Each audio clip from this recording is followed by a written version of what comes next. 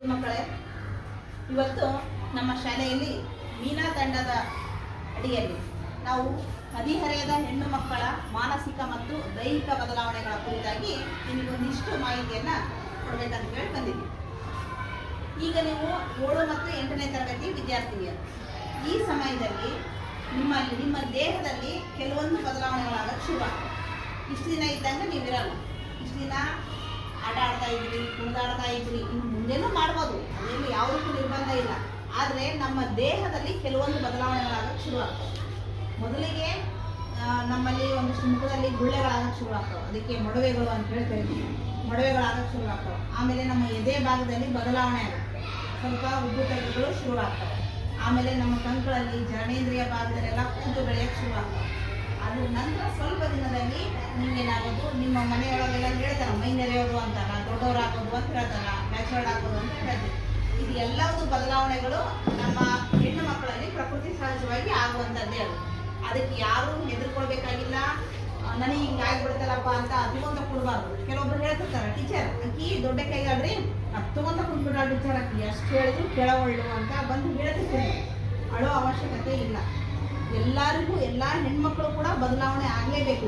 ಪ್ರಕೃತಿ ಸಹಜವಾಗಿ ಗಂಡು ಮಕ್ಕಳಿಗೆ ಇರಲಾರ್ದಂಥ ವರ ನಮಗದು. ಯಾಕಂದ್ರೆ ಸಂತಾನೋತ್ಪತ್ತಿ ಕ್ರಿಯೆ ಹೆಣ್ಣು ಮಾತ್ರ ಮಾಡೋಕ್ಕೆ ಸಾಧ್ಯ, ಗಂಡು ಮಾಡೋಕ್ಕೆ ಸಾಧ್ಯ ಇಲ್ಲ. ಆ ಸಂತಾನೋತ್ಪತ್ತಿ ಕ್ರಿಯೆಯ ಮೊದಲನೆಯ ಭಾಗನೇ ಇದು ದೊಡ್ಡವರಾಗೋದು, ಮ್ಯಾಚೋರ್ಡ್ ಆಗೋದು ಅಂತ ಹೇಳ್ತೀವಿ. ಅದು ಆದ ನಂತರ ಪ್ರತಿ ತಿಂಗಳು ಮುಟ್ಟಾಗೋದು ಅಂತ ಹೇಳ್ತಾರೆ. ನೀವೇನಂತೀವಿ ಡೇಟ್ ಬರುತ್ತೆ ಅಂತ ಹೇಳ್ತೀವಿ. ಡೇಟ್ ಬರೋದು, ಮುಟ್ಟಾಗೋದು ಅದೆಲ್ಲ ಸಹಜವಾದ ಕ್ರಿಯೆ. ಒಂದು ವೇಳೆ ಆಗದೇ ಇದ್ರೆ ಅದು ಅಸಹಜ. ಪ್ರತಿ ತಿಂಗಳು ನಾವು ಹೆಣ್ಮಕ್ಳು ಮುಟ್ಟಾಗಿದ್ದೀವಿ ಅಂತಂದ್ರೆ ನಾವು ಆರೋಗ್ಯವಾಗಿದ್ದೀವಿ ಅನ್ನೋದು ಲಕ್ಷಣ. ಹಂಗಾಗಿಲ್ಲ ಅಂತಂದ್ರೆ ಇವ್ರಿಗೆ ಅನಾರೋಗ್ಯ ಇದೆ, ದೇಹದಲ್ಲಿ ಏನೋ ಸಮಸ್ಯೆ ಇದೆ ಅಂತ ಹೇಳಿ ಆಗುತ್ತೆ. ಆ ರೀತಿ ಮುಟ್ಟಾಗಬೇಕಾದಾಗ ನಮಗೇನಾಗುತ್ತೆ, ಮನಸ್ಸಿನಲ್ಲೆಲ್ಲ ಒಂಥರ ಸಿಟ್ಟು ಬರೋದು, ಯಾರ ಜೊತೆಗೆ ಜಗಳ ಆಡ್ಲಪ್ಪ, ಯಾರಾದರೂ ಅಪ್ಪ ಅಥವಾ ಅಮ್ಮ ಏನಾರ ಕೆಲಸ ಹೇಳ್ಬಿಟ್ರೆ ಯಾಕನ ಕೆಲಸ ಹೇಳ್ತಾರೇನೋ, ನನಗೆ ಕೈ ನೋಯ್ಯತ್ತವ, ಕಾಲು ಒಯ್ಯುತ್ತೆ, ಸೊಂಟ ಹೊಡೆಯುತ್ತೆ, ಸೊಂಟ ಎಲ್ಲ ನೋವಾಗಕ್ಕೆ ಶುರು ಆಗುತ್ತೆ, ಕಾಲು ನೋವಾಗಕ್ಕೆ ಶುರು ಆಗ್ತಾವೆ. ಹೀಗೆಲ್ಲ ಮನೆಯಾಗ ಕೆಲಸ ಹೇಳ್ಬಿಟ್ರೆ ಏನಾಗುತ್ತೆ, ಸಿಟ್ಟು ಬರೋದು. ನನಗೆ ಸಾಕಾಗೈತೆ, ಏನು ಕೆಲಸ ಹೇಳ್ತೀರಿ ಅಂತ ಬೈತಿರ್ತೀವಿ. ಮನೆ ಜಗಳ ಆಡ್ಬೇಕು ಅನ್ಸಿರುತ್ತೆ. ಅಣ್ಣ ತಮ್ಮ ಏನಾದರೂ ಬಂದು ಸ್ವಲ್ಪ ಮಾತಾಡಿದ್ರೆ ಸಾಕು, ಅವ್ರು ಬರ್ಕೋಬೇಕು ಅನಿಸ್ತಿರುತ್ತೆ. ಇದೆಲ್ಲವೂ ಹಾರ್ಮೋನ್ ಏರುಪೇರು ಆಗ್ತಾ ಇರುತ್ತೆ. ಯಾವಾಗ ಆ ಮುಟ್ಟಾಗುವಂತಹ ಪ್ರಕ್ರಿಯೆ ನಡೀತಾ ಇರುತ್ತೆ ದೇಹದಲ್ಲಿ, ಅವಾಗ ಅವೆಲ್ಲ ಆಗ್ತವೆ. ಕೆಲವೊಬ್ಬರಿಗೆ ಜಾಸ್ತಿ ರಕ್ತಸ್ರಾವ ಆಗುತ್ತೆ, ಜಾಸ್ತಿ ಬ್ಲೀಡಿಂಗ್ ಆಗ್ತದೆ. ಕೆಲವೊಬ್ಬರಿಗೆ ಸ್ವಲ್ಪ ಆಗುತ್ತೆ. ಅದು ಅವರವರ ದೇಹ ಪ್ರಕೃತಿ ಮೇಲೆ ಡಿಪೆಂಡ್ ಆಗಿರುತ್ತೆ. ಯಾವುದಕ್ಕೂ ಹೆದರಬಾರ್ದು.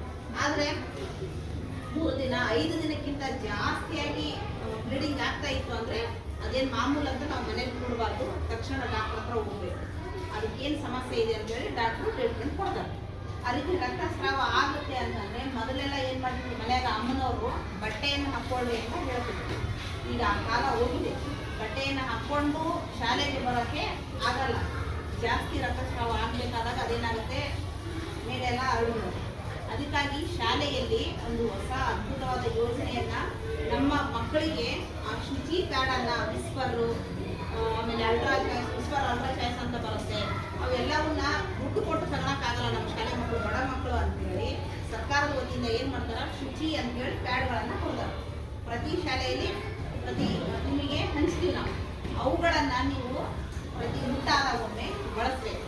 ಅದನ್ನು ಯಾವ ರೀತಿ ಬಳಸಬೇಕು ಅನ್ನೋದು ಅಮ್ಮ ಹೇಳಿಕೊಡ್ತಾಳೆ, ಮತ್ತು ನಾವು ಕೂಡ ಹೇಳಿಕೊಡ್ತೀವಿ.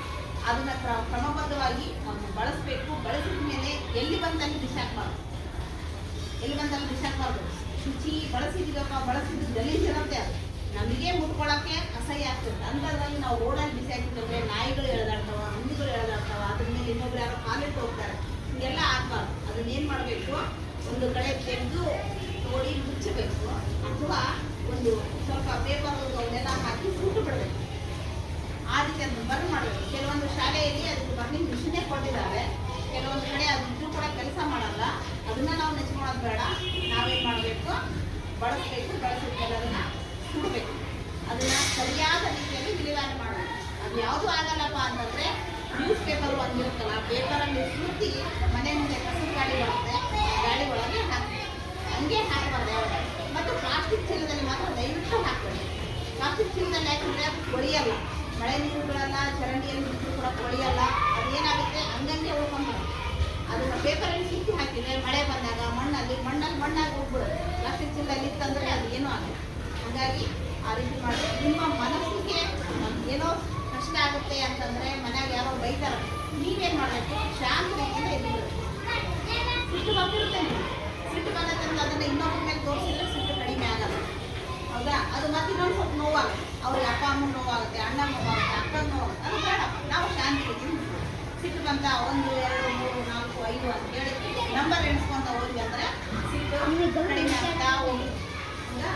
ಜೊತೆಗೆ ನಮ್ಮ ಈ ಮೀನಾ ತಂಡ ಯಾಕೆ ರಚನೆ ಮಾಡಿದ್ವಿ ಶಾಲೆಯಲ್ಲಿ ಅಂತಂದ್ರೆ, ಹದಿಹರೆಯದ ಮಕ್ಕಳು ನೀವು ಒಂದು ಹಂತಕ್ಕೆ ಬಂದ್ಮೇಲೆ ದೊಡ್ಡವರಾದಾಗ ಏನ್ ಮಾಡ್ಬಿಡ್ತಾರ, ಮನೆಯಾಗ ಅಜ್ಜಿಯರು ಇರ್ತಾರೆ, ಅಮ್ಮ ಅಂದ್ರೆ ಗೊತ್ತಾಗುತ್ತೆ ಈಗಿನ ಕಾಲದಲ್ಲಿ ಇರ್ತಾರೆ, ಶಾಲೆ ಕಳಿಸ್ಬೇಕಂತ ಅಜ್ಜಿಯರು ಇರ್ತಾರಲ್ಲ, ಅವ್ರೇನಂತಾರ, ಮಗಳು ಮೈನರ್ಗಳಪ್ಪ ಇಲ್ಲಿ ಕಳ್ಸಲ್ಲ, ನಾವು ಹೊರಗ ಮನೆಯಾಗಿರುವಾಗ ಶಾಲೆ ಆಮೇಲೆ ಶೌಚಾಲಯದ ವ್ಯವಸ್ಥೆ ಇರಲ್ಲ ಶಾಲೆಗೆ ಹೋಗ್ಬೇಡ್ರಿ ಅಂತ ಹೇಳೋದು. ಹಿಂಗೆಲ್ಲ ಇರ್ತಾವೆ. ಆದರೆ ಅದನ್ನೆಲ್ಲವನ್ನು ಮಾಡಬಾರ್ದು, ಶಾಲೆಗೆ ಬರಬೇಕು. ಈಗ ನಾವೆಲ್ಲ ಬರ್ತಿದ್ದಿಲ್ಲ, ಅದೇ ಥರ ಹೆಣ್ಣು ಮಕ್ಕಳು ಇಷ್ಟೆಲ್ಲ ಸಾಧನೆಯನ್ನ ಮಾಡಿದ್ದಾರೆ. ಆದರೆ ಎಲ್ಲ ದೈಹಿಕ ಪ್ರಕ್ರಿಯೆ ಜೊತೆಗೇನೆ ನಾವು ಬದುಕಬೇಕು. ಬಿಟ್ಟಾಕೋದು, ಡ್ರಿಲ್ಲಿಂಗ್ ಹಾಕೋದು, ಅದು ಎಲ್ಲವೂ ಆಲ್ಟರ್ನೇಟಿವ್ ವ್ಯವಸ್ಥೆಗಳು ಬಂದಿದ್ದಾವೆ. ಅವುಗಳೆಲ್ಲರ ಜೊತೆಗೆ ನಾವು ಬದುಕಬೇಕು. ಮಾನಸಿಕವಾಗಿ ಏನೇ ಸಮಸ್ಯೆ ಇತ್ತಂದ್ರೂ ಕೂಡ ಅದನ್ನ ನಿವಾರಣೆ ಮಾಡ್ಕೋಬೇಕು, ಶಾಲೆಗೆ ಬರಬೇಕು.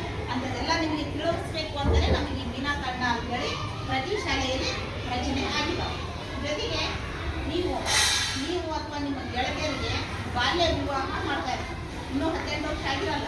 ಅಜ್ಜಿಯರು ಏನಂತಾರೆ, ನಮ್ಮ ಹುಡುಗಿ ಮೈನರ್ಗೆ 1 ವರ್ಷ ಆಯ್ತಪ್ಪ, ಬಡ ಮದುವೆ ಮಾಡ್ಬಿಡ, ದೊಡ್ಡಕ್ಕೆ 1 ವರ್ಷ ಆಗಿದ್ವಿ ಇನ್ನೂ ಮದುವೆ ಮಾಡಿಲ್ಲ ಅಂದ್ರೆ ಹೆಂಗ್ರಿ ಅಂತ ಕೇಳ್ತಿದ್ದಾರೆ. ನಾವೇನೋ ಹೇಳಕ್ ಹೋದ್ರೆ ಅವಾಗಿನ ಕಾಲಕ್ಕಿತ್ತು, ದೊಡ್ಡವರಾಗಿ 1 ವರ್ಷಕ್ಕೆ 2 ವರ್ಷಕ್ಕೆ ಮದುವೆ ಮಾಡೋಂಥ ಕಾಲ ಇತ್ತು. ಆದರೆ ಈಗ ಅಲ್ವಲ್ಲ, ಅದು ಯಾವುದು ಮದುವೆ ಆಗೋ ಕಾಲಕ್ಕಾಗತ್ತೆ. ಆದರೆ 18 ವರ್ಷಕ್ಕಿಂತ ಈಗ ಅದು 21 ವರ್ಷ ಅಂತ ಬದಲಾವಣೆ ಮಾಡಿದ್ದಾರೆ. 18 ವರ್ಷಕ್ಕಿಂತ ಕೆಳಗಡೆ ಇರುವಂಥ ಹೆಣ್ಣು ಹುಡುಗಿಯರು ಯಾರು ಮದುವೆ ಆಗಬಾರ್ದು.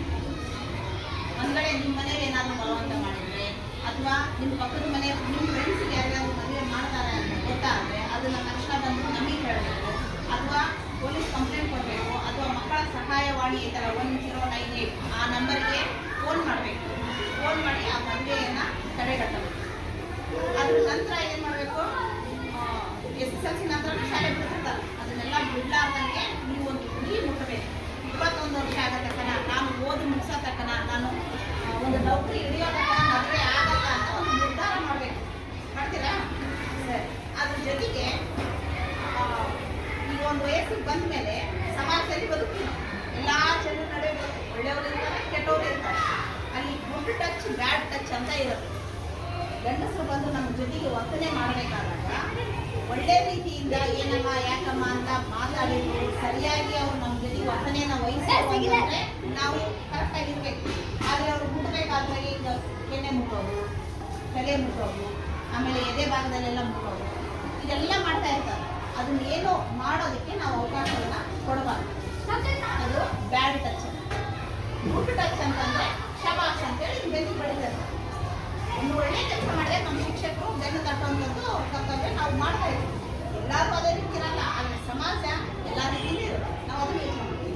ಆ ರೀತಿ ಕೆಟ್ಟದಾಗಿ ನಮ್ಮ ಹತ್ರ ಯಾರಾದ್ರೂ ನಡ್ಕೊತಾರೆ ಅಂತ ಗೊತ್ತಾದರೆ ನಾವು ಆ ಜಾಗ ಬಿಡಬೇಕು, ಅಥವಾ ಇನ್ನೊಬ್ಬರು ಗಮನಕ್ಕೆ ತಗೊಂಡ್ಬರ್ಬೇಕು. ಶಾಲೆಯಲ್ಲಿ ಟೀಚರ್ಸ್ ಇರ್ತೀವಿ, ಮನೆಯಲ್ಲಿ ಅಮ್ಮ ಇರ್ತಾಳ, ಅಮ್ಮ ನೋಡಮ್ಮ ಪಕ್ಕದ ಮನೆ ಹತ್ರ ಬಂದು ಮಾಡ್ತಾನ ನನಗೆ, ಅವ್ರು ನಮ್ಮನ್ನು ಸರಿಯಾದ ದೃಷ್ಟಿಯಲ್ಲಿ ನೋಡ್ತಾ ಇಲ್ಲ ಇಂಥದನ್ನೆಲ್ಲ ನೀವು ಅವ್ರಿಗೆ ಹೇಳಬೇಕು. ಅವಾಗ ಅಮ್ಮ ಅಂದ್ರು ಎಚ್ಚರಿಕೆ ಕೊಡ್ತಾರೆ, ನನ್ನ ಮಗಳ ತಂಟೆ ಬರಬೇಡಪ್ಪ ನೀವು, ಅಥವಾ ನೀವೇ ಅದಕ್ಕೆ ವಾರ್ನಿಂಗ್ ಕೊಟ್ಟು ಬರಬೇಕು. ಯಾಕಪ್ಪ ಏನನ್ನತ್ತೆ, ಹುಷಾರ್, ನನ್ನ ಮೈ ಮುಟ್ಟಬೇಡ. ನೀವು ಆ ಧೈರ್ಯ ಕಲಿಬೇಕು. ಧೈರ್ಯ ಬೇಕಲ್ಲ, ಧೈರ್ಯದಿಂದ ಇರೋಕ್ಕಾಗಲ್ಲ. ಯಾವಾಗಲೂ ಅಮ್ಮ ಇರಲ್ಲ, ಯಾವಾಗಲೂ ಟೀಚರ್ ಇರಲ್ಲ, ಜೊತೆಗೆ ನಮಗೆ ನಾವೇ ನಾವು ಬಂದಿರಪ್ಪ ಹೊರಗಡೆ ಅಂತಂದ್ರೆ ನನ್ನ ರಕ್ಷಣೆ ನನ್ನದೇ ಜವಾಬ್ದಾರಿ. ಹೌದಲ್ಲ?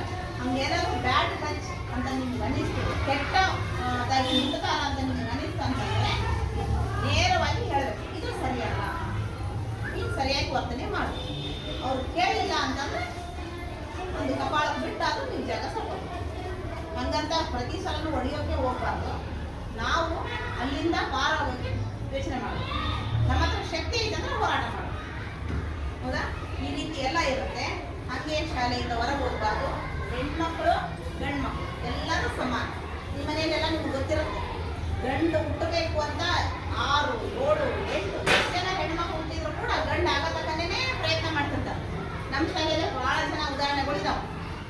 ಹೌದಲ್ಲಮ್ಮ? ನಿಮ್ಮ ಮನೇಲಿ ಐತಲ್ಲ ಅದು ಪರಿಸ್ಥಿತಿ. ನಿನ್ನ ಎಷ್ಟೇ ಮಗಳು? 7ನೇದಕ್ಕಿದೆ. ನಿಮ್ದಮ್ಮ ಹುಟ್ಟಿದ್ನ? ಇಲ್ಲ. ಇನ್ನೂ ತಂಗಿರೋದಾಳಲ್ಲ ಇನ್ನು 7-8 ಜನ ಅವ್ರ ಹೆಣ್ಣು ಮಕ್ಕಳು.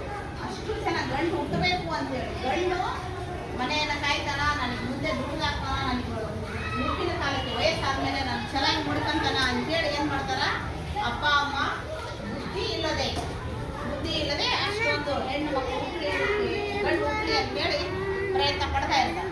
ಹಂಗಲ್ಲ, ಹೆಣ್ಣು ಇಬ್ಬರು ಸಮಾನ, ಇಬ್ಬರನ್ನು ಸರಿಯಾಗಿ ನೋಡ್ಕೋಬೇಕು ಅಂತ ನೀವು ನಿಮ್ಮ ತಂದೆಯವರಿಗೆ ತಿಳುವಳಿಕೆ ಹೇಳಬೇಕು.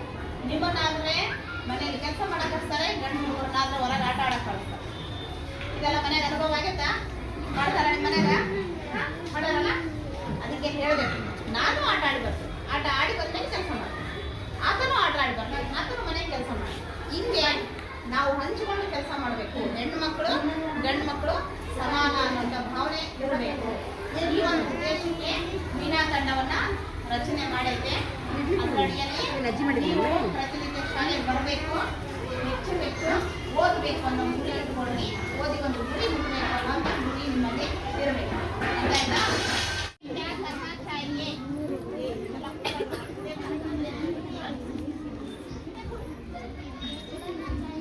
पढ़ना चाहिए तब वो पास में पास होने के लिए हमें क्या करना चाहिए? ಮೊದಲನೇ ಪ್ರಶ್ನೆ, इम्तिहान में पास होने के लिए हमें क्या करना चाहिए?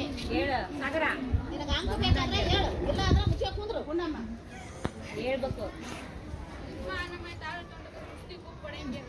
ಪದ್ಯ ಬೇಕು ನನಗೆ ಉತ್ತರ ಅಷ್ಟೇ. ಒಂದೇ पास इम्तिहान में पास होने के लिए हमें क्या करना चाहिए? इम्तिहान में पास होने के लिए मेहनत से डरना नहीं चाहिए। इम्तिहान में पास होने के लिए हमें क्या करना चाहिए? इम्तिहान में पास होने के लिए हमें खूब पढ़ना चाहिए, खूब लड़ना चाहिए, खूब पढ़ना चाहिए। पास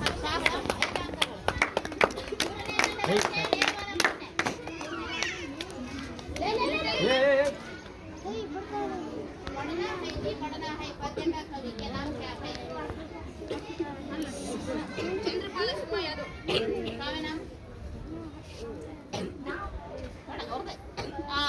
उत्तर ಮೇಡಮ್ ಮಯಾಂಕ್. ನೇರವಾದ ಪ್ರಶ್ನೆ. मेहनत पद का समान अर्थ वाले शब्द। मेहनत पद का शब्द का समान अर्थ वाले शब्द। मेहनत करने वालों की तो सदा मदद करते भगवान ಅಂತ ಪದ್ಯ ಸಾಲ ಐತೆ. मेहनत ಹೇಳ್ರಿ. ಪರಿಶ್ರಮ, ಕಷ್ಟ, ಡೈರೆಕ್ಟ್. ಎರಡನೇ ಮತ್ತೆ ಬಂದ राधा कहाँ पढ़ती है? राधा सरकारी स्कूल में पढ़ती है। Very good. ರಾಧಾ ಸರ್ಕಾರಿ ಸ್ಕೂಲ್ ಮೇ ಪढ़ती है. ಒಂದನೇ ತಂಡಕ್ಕೆ ನೇರ ಪ್ರಶ್ನೆ. ಈಗ ಎರಡನೇ ತಂಡ ಬಡ ಪದಕ छोटा। ಎರಡನೇ ತಂಡ ಎರಡನೇ च से होने वाले एक शब्द। च से चम्मच। आने का अध्यापक शब्द का स्त्रीलिंग अध्यापिका। ರೈಟ್. ಧನ್ಯವಾದಗಳು. ಎರಡನೇ ಹಿಂದಿ ವಿಷಯದ ಎರಡೂ ತಂಡ ಅಲ್ರಿ ಮೇಡಮ್ ಒಂದೇ. ಹಿಂದಿ ವಿಷಯದಲ್ಲಿ ಮೊದಲನೇ ತಂಡ ಅತಿ ಹೆಚ್ಚು ಅಂಕಗಳನ್ನು ತೆಗೆದುಕೊಂಡಿದೆ.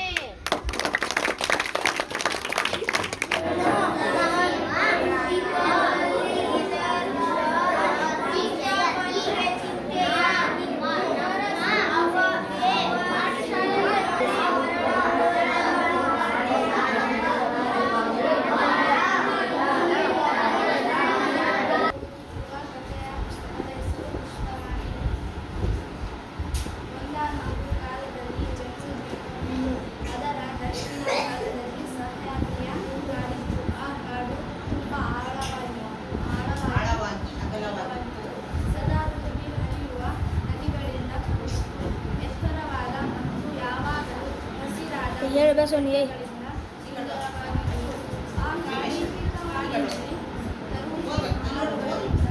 ಅವುಗಳ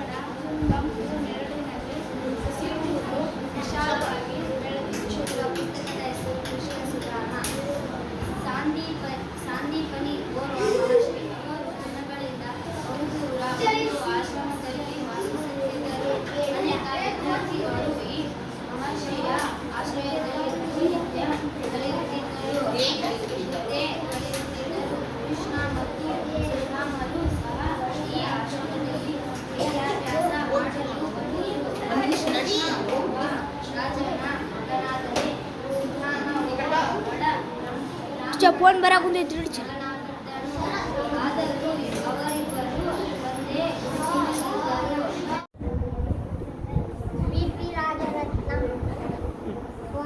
ಅನಾದಿ ಕಾಲದಿಂದ ನಮ್ಮ ನಾಡು ನುಡಿ ಸಂಸ್ಕೃತಿ ಪರಂಪರೆಯನ್ನು ಕಟ್ಟಿ ಬೆಳೆಸಿದ ಮಹಾತ್ಮರು ಅಸಂಖ್ಯರು. ಇವರೆಲ್ಲ ಇಂದಿನ ಮುಂದಿನ ಪೀಳಿಗೆಯಲ್ಲಿ ತಮ್ಮದೆಂದು ನೀಡಿದ ಮಹಾಚೇತನರು.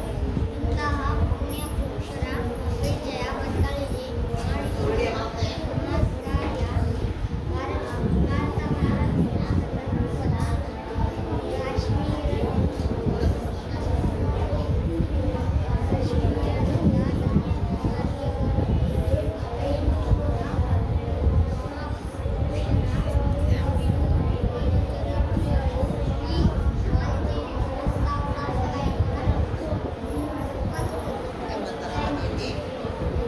ಭಾರತ ಎಂಬತ್ತರ ಅವಧಿಯಲ್ಲಿ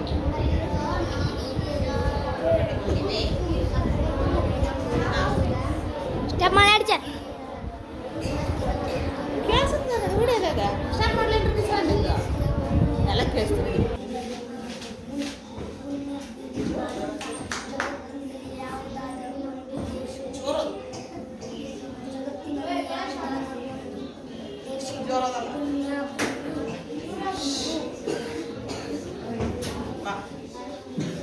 ನೆಕ್ಸ್ಟ್ ಜಯಶ್ರೀ ಬಾಬು ಸ್ಟಾಪ್ ಮಾಡಿ ಸ್ಟಾಪ್.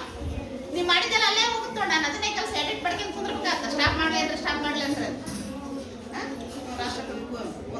ರಾಷ್ಟ್ರಕವಿ ಸ್ಟಾಪ್ ಸ್ಟಾರ್ಟ್ ಆತ. ಕುವೆಂಪು ನಮ್ಮ ರಾಷ್ಟ್ರಕವಿ 1964ರಲ್ಲಿ ಕರ್ನಾಟಕ ರಾಜ್ಯ ಸರ್ಕಾರ ಅವರನ್ನು ರಾಷ್ಟ್ರಕವಿ ಅಂತ ಆಯ್ಕೆ ಮಾಡಿಕೊಂಡಿತು. ಹೀಗೆ ಆಯ್ಕೆ ಮಾಡಲು ಅವರು ಸಾಹಿತ್ಯದಲ್ಲಿ ಅತ್ಯುತ್ತಮ ಸಾಧನೆ ಮಾಡಿದರು. ಮುಖ್ಯವಾಗಿ ಅವರು ಕವಿಯಾಗಿರಬೇಕು. ನಮ್ಮ ಮೊದಲ ರಾಷ್ಟ್ರಕವಿ ಎಂ. ಗೋವಿಂದ ಪೈಗಳು. ಈಗಿನ ರಾಷ್ಟ್ರಕವಿ ಜಿ.ಎಸ್. ಶಿವರುದ್ರಪ್ಪನವರು. ಅವರಲ್ಲಿ ಹಲವು ವಿಷಯಗಳಲ್ಲಿಯೂ ಅವರು ಕನ್ನಡ ಸಾಹಿತ್ಯಕ್ಕೆ ಮೊದಲು ಜ್ಞಾನಪೀಠ ಪ್ರಶಸ್ತಿ ತಂದುಕೊಟ್ಟವರು. 1900